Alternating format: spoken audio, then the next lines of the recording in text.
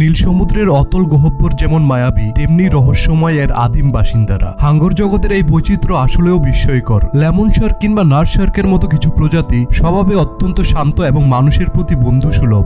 এমনকি পৃথিবীর বৃহত্তম মাছ হোয়েল শার্ক কিংবা বাস্কি শার্কের মতো দানবীয় প্রাণীরাও ক্ষুদ্র প্লাঙ্কটন খেয়ে জীবন ধারণ করে এবং মানুষের সাথে পরম শান্তিতে সহাবস্থান করে। তবে প্রকৃতির এই মায়ার আড়ালে লুকিয়ে আছে কিছু নিপুণ শিকারী।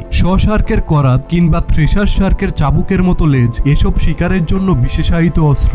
স্যান্ড টাইগার কিংবা হ্যামারহেড শার্ক দেখতে ভয়াল হলেও তারা সচরাচর মানুষের উপর আক্রমণ চালায় না। কিন্তু হাঙ্গর জগতের আসল ত্রাস হলো গ্রেট হোয়াইট টাইগার এবং বুল শার্ক। গ্রেট হোয়াইট তার দানবীয় শক্তি আর ক্ষিপ্রতার জন্য ইতিহাসের পাতায় এক বিভীষিকার নাম। টাইগার শার্কের আক্রমণাত্মক মেজাজ সমুদ্রের ত্রাস হিসেবে পরিচিত। আর সবশেষে আছে বুল শার্ক, যা সমুদ্র ছাড়িয়ে নদীর মিঠা পানিতেও বিচরণ করতে পারে। সমুদ্রের এই বৈচিত্র্যময় জগৎ আমাদের শেখায় প্রকৃতির অসীম শক্তিকে সম্মান করতে।